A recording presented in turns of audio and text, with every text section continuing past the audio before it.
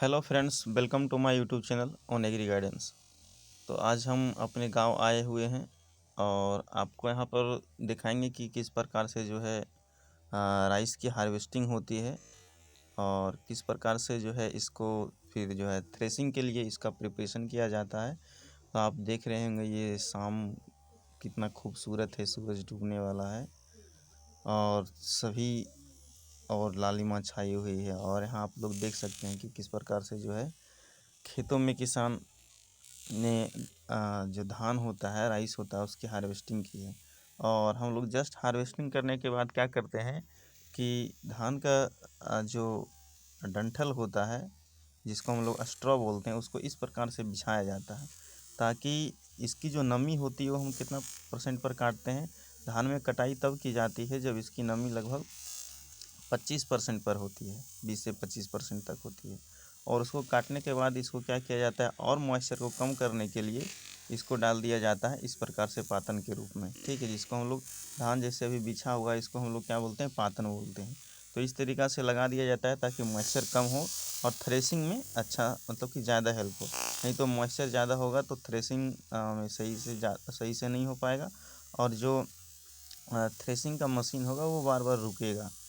लेकिन जब इसमें मॉइस्चर अच्छा खासा कम हो जाएगा तो इसको क्या किया जाता है, थ्रेसिंग किया जाता है।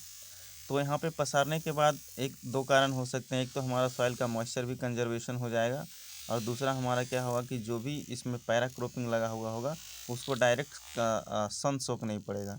उसको पातन में लगाने के बाद हम लोग क्या करते हैं कि इस तरीक़ा से एक पुलिंदा बनाते हैं हम लोग, किसका, जो भी राइस का डंठल होता है, जो भी एक्स्ट्रा होता है, उसका एक बंडल बनाते हैं। और इस तरीक़ा से बंडल बना दिया जाता है ताकि उसको एक जगह से दूसरा जगह उठा करके आसानी से ले जाया जा सके। तो आप देख सकते हैं कि किस प्रकार से यहाँ जो है बंडल बनाया जाता है। तो इस प्रकार से बंडल बनाया जाता है और बंडल बना करके लोग क्या करते हैं कि जो भी किसान होते हैं यहाँ से उठा करके उसको खलिहानों में ले जाते हैं और खलिहानों में ले जाने के बाद ही उसको क्या करते हैं, अच्छे से थ्रेसिंग की क्रिया करते हैं। थ्रेसिंग के बाद हमारा विनोइंग भी होता है। विनोइंग में जो भी जितने कूड़े कचड़े होते हैं, जो भी थोड़े से डंठल बचे हुए होते हैं, जो भी एक्स्ट्रा होता है छोटा छोटा, वो वहाँ से उसको निकाल दिया जाता है। तो आप देख सकते हैं इस प्रकार से कि जितने भी सारे यहाँ लैंड आपको दिखेंगे सारे लो लैंड एरियाज हैं और सभी इन लो लैंड एरिया में क्या है, आपका राइस लगा हुआ है। और चलिए अब हम आपको दिखाते हैं कि किस प्रकार से जो है मैन्युअली सिकल से, हंसिया से किस प्रकार से जो है राइस का हार्वेस्टिंग किया जाता है। तो आप यहाँ देख सकते हैं, आपको दिखाएं किस प्रकार से जो है यहाँ किसान लोग हार्वेस्टिंग करते हैं राइस का। क्योंकि हार्वेस्टर से कटाने के बाद वो बहुत सारा क्या होता है, पुआल बच जाता है, ठीक है। स्टॉक हम लोग पुआल बोलते हैं। तो बचने के बाद उसका मैनेजमेंट थोड़ा सा क्या होता है कि ज़्यादा डिफ़िकल्ट हो जाता है। इसलिए किसान लोग क्या करते हैं कि राइस को मैन्युअली काटते हैं और इन स्ट्रॉ को बेच दिया जाता है। आप यहाँ पे एक जो बंडल बनाया गया है उनका कीमत करीब 1 से 1.5 रुपया तक होता है।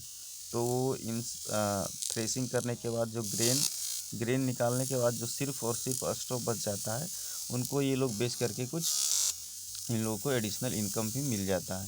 तो जो किसान छोटे छोटे किसान होते हैं वो क्या करते हैं कि इस प्रकार से जो भी स्ट्रॉ है उनका बंडल बना लेते हैं। और आप देख सकते हैं किस प्रकार से जो है सिकल से राइस की हार्वेस्टिंग हो रही है। और इस बंडल का हम लोग यूज़ फ्यूल के रूप में भी कर सकते हैं, भोजन बनाने के लिए। और इसका उपयोग हम लोग मल्चिंग में भी करते हैं। जैसे छोटे छोटे जो किसान हैं वो हल्दी लगाते हैं, तो हल्दी में यानी कि कुरकुमा लौंगा जिसको हम लोग बोलते हैं साइंटिफिकली, तो हल्दी के खेत में भी क्या करते हैं, इसको पुआल को मल्चिंग के रूप में यूज कर लेते हैं या फिर फ्यूल के रूप में यूज कर लेते हैं या फिर चारे के रूप में इसका छोटे छोटे टुकड़ों में बांट कर इसको चारा के रूप में भी यूज करते हैं। तो आप लोगों ने देखा कि किस प्रकार से जो है हम यहाँ पे राइस की हार्वेस्टिंग होती है। और मल्चिंग के जो पातन हम जो लगाते हैं, जो नमी कम करने के लगाते हैं, उसके दो कारण भी हो सकते हैं। एक तो हमारा जब क्या करेंगे, जो एक्स्ट्रा होगा तो पूरे खेत में बिछा देंगे, तो उससे हमारा क्या होगा कि सॉइल का मॉइस्चर जो होगा वो बचा हुआ रहेगा, और जो डायरेक्ट सोकिंग होता है पैरा क्रॉपिंग को वो भी नहीं लगेगा। तो आज तक के लिए इतना ही, और हमारे चैनल से जुड़े रहिए और एग्री गाइडेंस के साथ रहिए, ताकि इसी प्रकार का नए नए वीडियो आपको मिलती रहे। और देख रहे हैं इस प्रकार से जो होता है पातन लगाते हैं, ठीक है। तो इसी को हम लोग क्या बोलते हैं, पातन बोलते हैं। तो आज तक के लिए इतना ही। पूरा वीडियो देखने के लिए धन्यवाद।